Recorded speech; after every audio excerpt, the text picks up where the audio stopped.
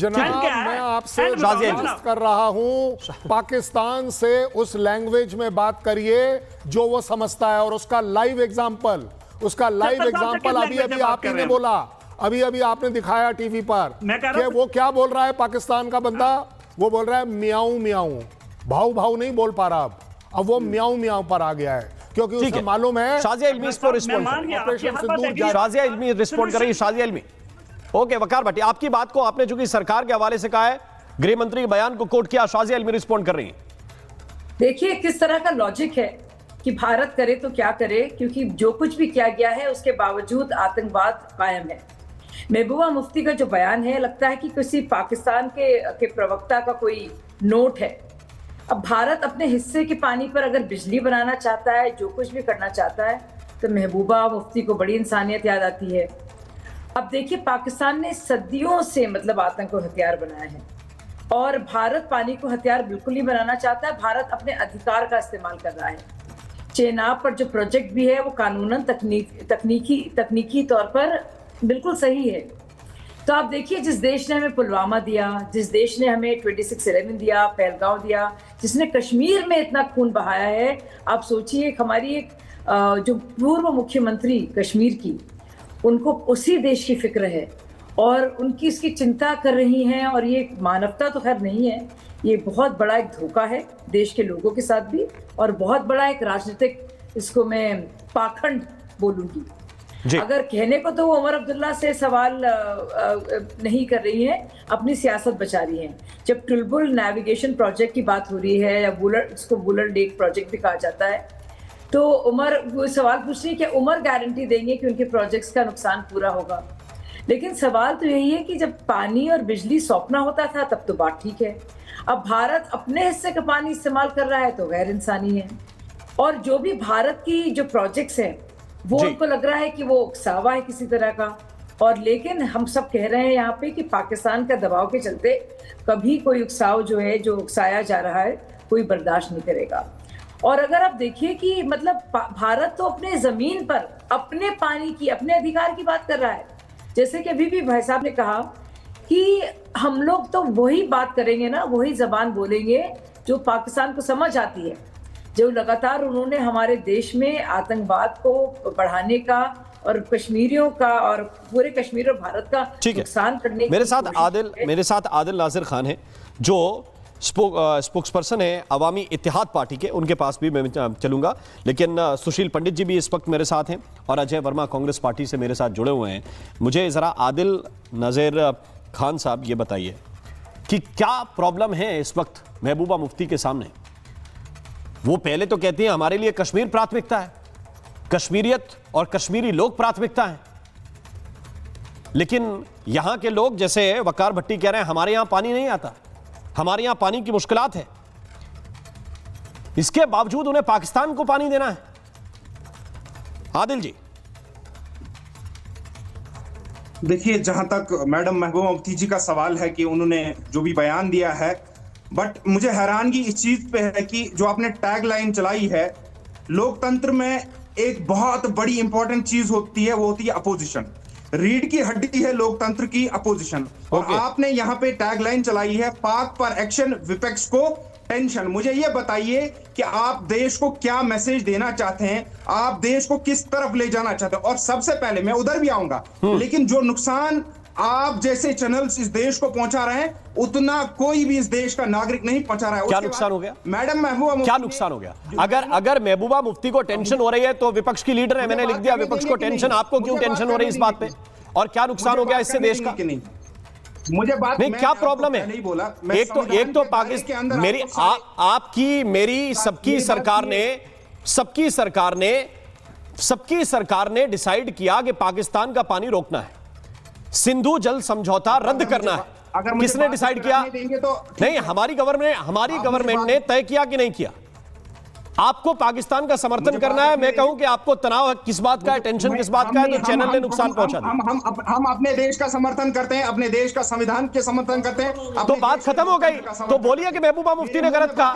सुनिए, मुझे बोल दीजिए ना, बोलिए, वहां आने दीजिए। रही बात मैडम महबूबा मुफ्ती की, ये उसकी आज पहली बार नहीं है, वो ऐसे बयान देती है। और अगर हमें मैडम महबूबा मुफ्ती से सवाल करना है, मुझे लगता है उससे पहले हमें उसी गवर्नमेंट से सवाल करना चाहिए जिसने पाकिस्तान का पानी रोका है, कि उन्होंने 2014 में और 2015 में बैक टू बैक अलायंस इस पार्टी के साथ कैसे किया। अगर उनको यह लगता है कि ये पाकिस्तान सिंपैथाइजर है, ये पाकिस्तान के उनको मोहब्बत है अपने दुश्मन मुल्क के, तो पहले उनसे सवाल होना चाहिए। वो आज देश के सबसे बड़े देशभक्त खुद को बोलते हैं, लेकिन उस पार्टी के साथ गए जिस पार्टी आज खुद ही बोल रहे हैं कि ये पाकिस्तान सिंपैथाइजर है। तो इसीलिए पंडित जी रिस्पॉन्ड करेंगे आपकी बात को, पंडित जी रिस्पॉन्ड करेंगे आपकी बात को। पहले ये देखना चाहिए, मैं आपकी बात समझ गया, पहले ये देखना चाहिए कि 1 साल के लिए बीजेपी ने गलती क्यों की, उनसे सवाल पूछना चाहिए। लेकिन जो कंटिन्यूअस पंडित जी, जो कंटिन्यूअस लगातार प्रो पाकिस्तान बोल रहे हैं, उनसे अगर ये लिख देंगे कि विपक्ष को टेंशन, तो चैनल ने देश बर्बाद कर दिया। ये दो लॉजिक साथ कैसे चलेंगे? आप बिल्कुल नहीं, ये अपनी करनी नहीं देखेंगे, ये अपनी जो जुबान चलती है इनकी, उस पर ये कोई नियंत्रण नहीं रखेंगे। ये आपसे अपेक्षा करेंगे कि आप इनको अच्छे अच्छे सर्टिफिकेट दें। और सिर्फ महबूबा मुफ्ती की बात नहीं है, मणिशंकर अय्यर की भी बात है। वो तो कांग्रेस के कद्दावर नेता हैं। वो तो ये कहते सुनाई पड़े थे कि आईएसआई हमको मोदी से मुक्ति दिला दे यहाँ पर, तभी हम शासन में आ पाएंगे। किसने बोला? वो तो पाकिस्तान गए थे मदद की भीख मांगने। वो भी कांग्रेस के नेता हैं, मेन स्ट्रीम के नेता हैं। तो महबूबा मुफ्ती की बात सुन लें आप, ये आज की बात नहीं है। 20 साल पहले उन्होंने एक सेल्फ रूल डॉक्यूमेंट डॉक्यूमेंट बनाया था। एक मिनट रुके, उन्होंने कहा था जी, इनको जरा चुप कराइए, इनको बोलने की बीमारी है। सेल्फ रूल डॉक्यूमेंट बनाया था उन्होंने, उसमें कहा था कि कश्मीर में पाकिस्तान की करेंसी चलनी चाहिए। उन्होंने कहा था कि बॉर्डर खोल देने चाहिए ताकि आतंकवादी आराम से आ सकें। उन्होंने तो यह कहा था कि कश्मीर में शरिया बैंकिंग चलनी चाहिए। उन्होंने तो कहा था कि हुर्रियत से बातचीत होनी चाहिए। उन्होंने क्या क्या नहीं फरमाया था। अजय वर्मा, रूल डॉक्यूमेंट उन्होंने विड्रॉ नहीं किया है, वो अभी भी है जी। ये महबूबा मुफ्ती का बैकग्राउंड है, पृष्ठभूमि है। तो आज अगर उनको पाकिस्तान के विषय में टीस उठती है, पीड़ा उठती है, तो उस पर आश्चर्य किसी को नहीं होना चाहिए। अभी तक पानी रुका नहीं है जी, केवल ट्रीटी सस्पेंड हुई है, बिल्कुल कोई पानी नहीं रुका। यही मैंने शुरुआत में कहा कि क्या ऐसा हो गया कि पानी रुक जाने से वहां के लोग प्यासे मारे जा रहे हैं, हुए पाकिस्तान चले जाए। क्या ऐसी मुश्किल हो गई कि वहां पानी जा ही नहीं रहा है? ये तो हुआ ही नहीं।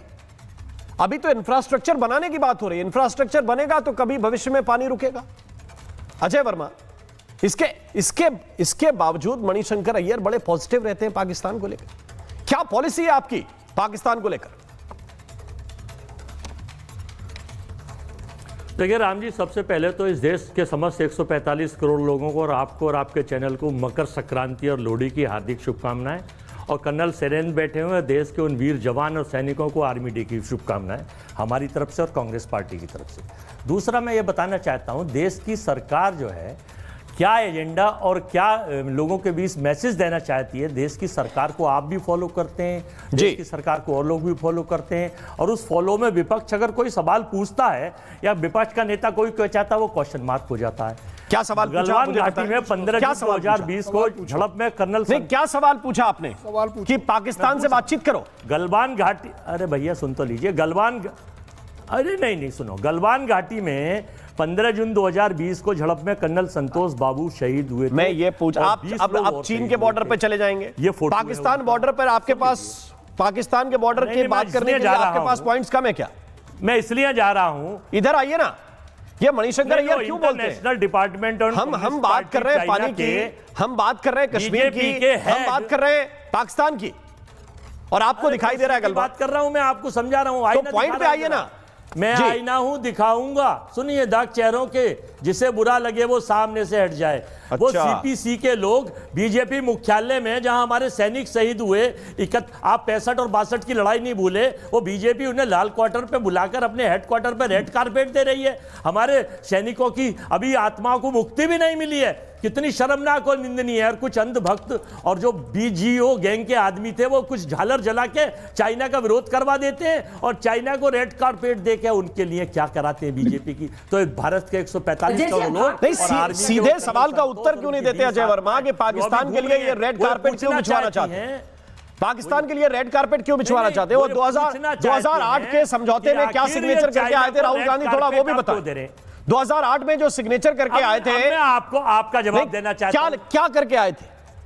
क्या आप लोगों ने अब मैं करार किया था? पाकिस्तान के ऊपर जवाब कौन देना सा चाहता एमओयू हूं किया था? और अब मुझे मणिशंकर बताइए अय्यर कि पर जवाब देना चाहता क्यों हूं। ये रेड कारपेट पाकिस्तान के लिए चाहते हैं? अब मैं मणिशंकर अय्यर पाकिस्तान पर जवाब हाँ। देना चाहता हूं। जनरल असीम इन्हीं का पोस्टर बॉय। पाकिस्तान इनके बीजेपी के एजेंडे में, इनके बिना इनकी रोटी और चुनाव पूरे नहीं होते।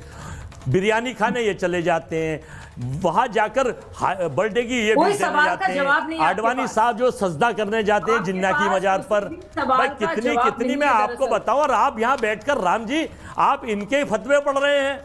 आप बीजेपी के इसलिए फतवे पढ़ रहे हैं क्योंकि मैं लोग फिर भी ये आपकी समझ देखना में- चाह रहा हूं, लोग सरकार मैं ये के समझना चाह रहा हूं। कर्नल शैलेंद्र आपको रिस्पॉन्ड करना चाहते हैं, पर शाजिया इल्मी के पास जाऊंगा मैं, लेकिन मैं केवल एक चीज समझना चाह रहा हूं। मैं केवल एक चीज समझना चाह रहा हूं कि इतना माइल्ड अगर पाकिस्तान को लेकर हुआ जाएगा विपक्ष के द्वारा, भाई हम तो पूरी तैयारी की बात कर रहे हैं ना। सेना ने आज यही संदेश दिया है बिल्कुल नहीं कि वो देश भविष्य में नहीं जीतेंगे साहब के जितने वो शक्तिशाली हो। वो तैयार कितने हैं इस बात पर निर्भर होगा कि उनकी विजय कितनी जल्दी होगी।